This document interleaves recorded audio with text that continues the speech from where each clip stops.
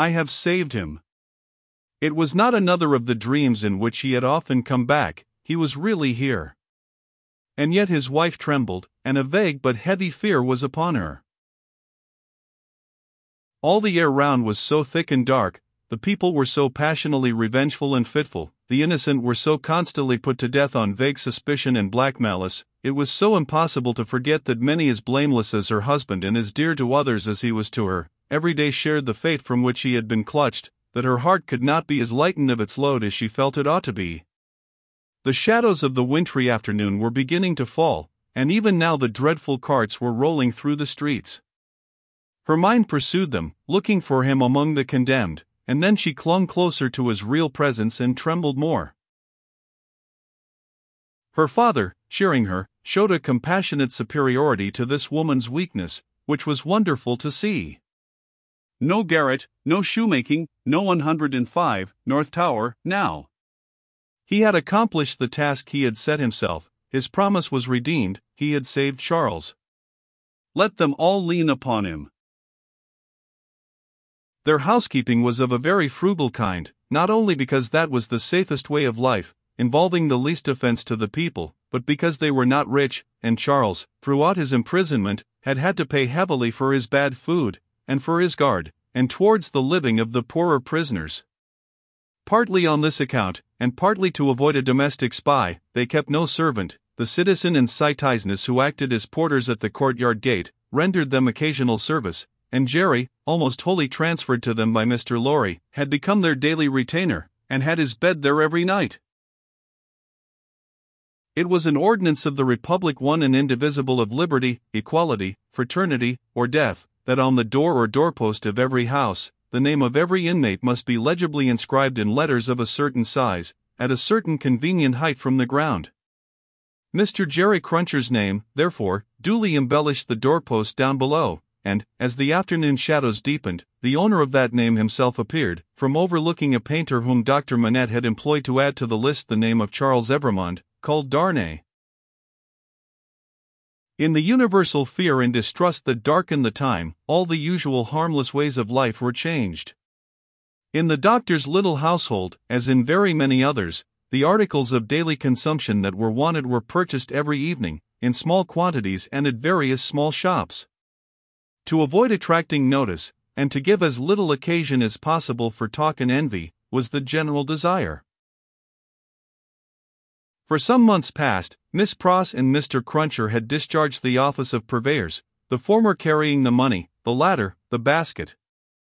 Every afternoon at about the time when the public lamps were lighted, they fared forth on this duty, and made and brought home such purchases as were needful. Although Miss Pross, through her long association with a French family, might have known as much of their language as of her own, if she had had a mind, she had no mind in that direction, consequently she knew no more of that nonsense, as she was pleased to call it, than Mr. Cruncher did. So her manner of marketing was to plump a noun substantive at the head of a shopkeeper without any introduction in the nature of an article, and, if it happened not to be the name of the thing she wanted, to look round for that thing, lay hold of it, and hold on by it until the bargain was concluded. She always made a bargain for it, by holding up, as a statement of its just price, one finger less than the merchant held up, whatever his number might be. "Now, Mr. Cruncher," said Miss Pross, whose eyes were red with felicity, "if you are ready, I am." Jerry hoarsely professed himself at Miss Pross's service. He had worn all his rust off long ago, but nothing would file his spiky head down. "There's all manner of things wanted," said Miss Pross, "and we shall have a precious time of it. We want wine, among the rest. Nice toasts these redheads will be drinking, wherever we buy it." "It will be much the same to your knowledge, miss, I should think," retorted Jerry, "whether they drink your health or the old UN's." "Who's he?" said Miss Pross. Mr. Cruncher, with some diffidence, explained himself as meaning Old Nick's. "Ha," said Miss Pross, "it doesn't need an interpreter to explain the meaning of these creatures. They have but one, and it's midnight murder and mischief." "Hush, dear. Pray, be cautious," cried Lucy. Yes, I'll be cautious," said Miss Pross, "but I may say among ourselves, that I do hope there will be no oniony and tobacco-y smotherings in the form of embracings all round, going on in the streets. Now, Ladybird, never you stir from that fire till I come back. Take care of the dear husband you have recovered, and don't move your pretty head from his shoulder as you have it now, till you see me again. May I ask a question, Dr. Manette, before I go?" "I think you may take that liberty," the doctor answered, smiling. "For gracious sake, don't talk about liberty, we have quite enough of that," said Miss Pross. "Hush, dear." "Again?" Lucy remonstrated. "Well, my sweet," said Miss Pross, nodding her head emphatically, "the short and the long of it is, that I am a subject of His Most Gracious Majesty King George III. Miss Pross curtsied at the name, and as such, my maxim is, confound their politics, frustrate their knavish tricks, on him our hopes we fix, God save the King." Mr. Cruncher, in an access of loyalty, growlingly repeated the words after Miss Pross, like somebody at church. "I am glad you have so much of the Englishman in you, though I wish you had never taken that cold in your voice," said Miss Pross, approvingly. "But the question, Dr. Manette, is there? It was the good creature's way to affect to make light of anything that was a great anxiety with them all, and to come at it in this chance manner. Is there any prospect yet of our getting out of this place?" "I fear not yet. It would be dangerous for Charles yet." "Hey ho hum," said Miss Pross, cheerfully repressing a sigh as she glanced at her darling's golden hair in the light of the fire, "then we must have patience and wait, that's all. We must hold up our heads and fight low, as my brother Solomon used to say. Now, Mr. Cruncher, don't you move, Ladybird." They went out, leaving Lucy, and her husband, her father, and the child, by a bright fire. Mr. Lorry was expected back presently from the banking house. Miss Pross had lighted the lamp, but had put it aside in a corner, that they might enjoy the firelight undisturbed. Little Lucy sat by her grandfather with her hands clasped through his arm, and he, in a tone not rising much above a whisper, began to tell her a story of a great and powerful fairy who had opened a prison wall and let out a captive who had once done the fairy a service. All was subdued and quiet, and Lucy was more at ease than she had been. "What is that?" she cried, all at once. "My dear," said her father, stopping in his story, and laying his hand on hers, "command yourself. What a disordered state you are in. The least thing, nothing, startles you. You, your father's daughter." "I thought, my father," said Lucy, excusing herself, with a pale face and in a faltering voice, "that I heard strange feet upon the stairs." "My love, the staircase is as still as death." As he said the word, a blow was struck upon the door. "Oh, father, father! What can this be? Hide Charles! Save him!" "My child," said the doctor, rising, and laying his hand upon her shoulder, "I have saved him. What weakness is this, my dear? Let me go to the door." He took the lamp in his hand, crossed the two intervening outer rooms, and opened it.